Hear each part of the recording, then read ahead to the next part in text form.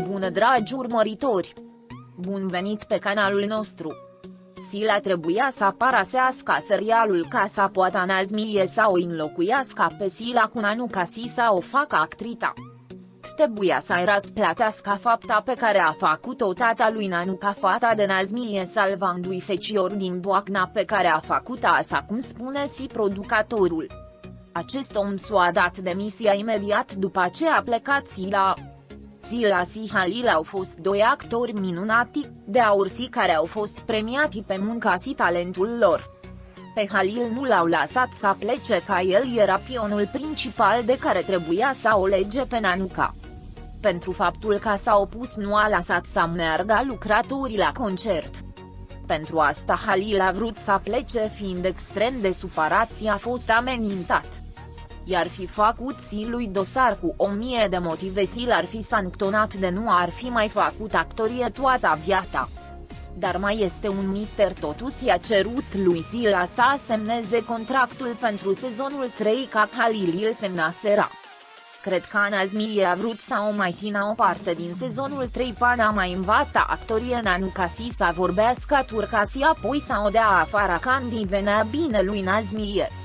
I ceruseră Ayhan să o convingă Halil pe Sila să rămână și vor reface ultimul episod. Sila a refuzat, nu a vrut să fie popusa lor. Bineînțeles că i-a venit greu la amândoi, dar poate legea divină va face dreptate pentru fiecare.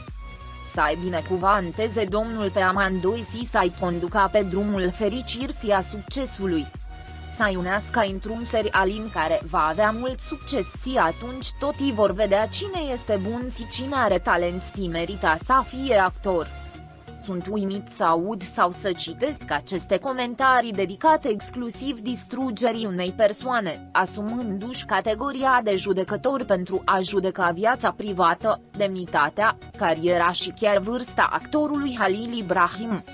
Ce a făcut el a fost să interpreteze cu măiestrie Yaman și asta este singurul lucru care ne corespunde să evaluăm, ne-a plăcut, nu ne-a plăcut. Cât despre casatorie, unde scrie că este o obligație. Cât despre slă și presupusa relație dintre cei doi, ei sunt adulți responsabili, vor ști și noi vom ști despre asta. Presupun că respectul pentru fiecare este de bază pentru a trăi în societate, aceasta este premisa mea în viață, respect pentru ca ei să mă respecte. Acest lucru facilitează conviețuirea și evită tristețea și durerea celor care sunt criticați atât de dur, fără posibilitatea de a se apăra. Au viața lor privată și doar ei știu că tot ce publică sunt speculații, dar erau cupluri, există nenumărate fotografii și videoclipuri care nu cred că erau doar prieteni. Dacă se despart sau au ceva, este intimitatea lor. Cu toate acestea, Sla a spus deschis într-un interviu că nu are nimic de a face cu Halil, așa cum a făcut cu colega ei actriță Dogu Khan, care a fost intervievată pentru a respinge aceste emisiuni. Vă doresc doar multe binecuvântări și fericire în viața fiecăruia. Nazmiye Yilmaz, ce fel de viperă ești să o calomniezi așa pe Sila, o accepți pe Nanuka care și-a părăsit soțul și fiica, ți-ar fi rușine de ce ai făcut cu Halil, că ai despărțit căsătoria, vei fi la fel de mult rău cât i s-a făcut Sila și soțul lui Nanuka, îl veți arde cu toții în iad, banii nu sunt totul și Halil îl va înțelege într-o zi, dar va fi prea târziu. Amintiți-vă de Nanuka și Halil, nu vă veți construi niciodată dragostea pe a cărui fericire amintește-ți că banii nu aduc fericire, rușine lui Nanuka.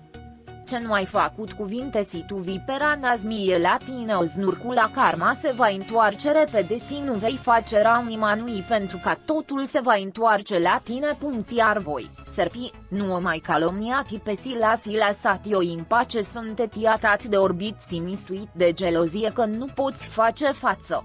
Nanuka și Halil, calomnie și nu Sila, pentru că Sila nu a rupt niciodată o căsnicie ca Halil și Nanuka și vouă vipere să vă fie rușine. Doamne să-i dea mai mult succes, da, e adevărat, nu fac niciodată nimic să o ajut. A fost o nebunie ca partener, dacă aș vrea să ajungă împreună, e un cuplu frumos, s-au uitat mai mult ca în viața reală, asta se întâmpla pentru că nu au știut să termine romanul, multă ambiție de la Rehiti un roman ar trebui să se termine așa, în afară de cât de plictisitor sunt și personajele dispar în final, nimeni nu castiga romane cu un sfârșitul grozav, acestea sunt foarte clasificate. Au o simplicitate a chimiilor care este natural cu ochiul gol. Și au predat personajele frumoase și credibile telectatorilor ne-au ținut întrețați orientat cât de raga a mercat povestiile. Noi am fost acolo cu fiecare episod. Sila și Halil au fost actorii potrivă pentru acest serie nu s-a făcut greșeli pentru sezonul 1 and 2. S-au hrănit unul de altul pentru a aduce cea mai bun din ala când erau împreună. N-am văzut niciodată într-un serie TV turcă un cuplie care s-ar putea adune un continent împreună, deși nu au avut fericitul de după. Ei au lăsat o moștenire în mulți telespectatori. Yaman și Sehar va fi întotdeauna cel mai bun cuplul TV turc și pentru mult timp devine. Dragii prieteni care arată dragoste față de Halil Ibrahim și Sila, vă vom transmite asta vouă, dragii noștri fani, pe măsură ce primim vești despre jucătorii noștri. Rămâneți pe fază pentru acces instantaneu la cele mai recente știri. Abonați-vă la canalul nostru și distribuiți videoclipul. Pentru a fi primul care vizionează, fi la curent cu noile videoclipuri activând notificările. Fi sănătos! Pascali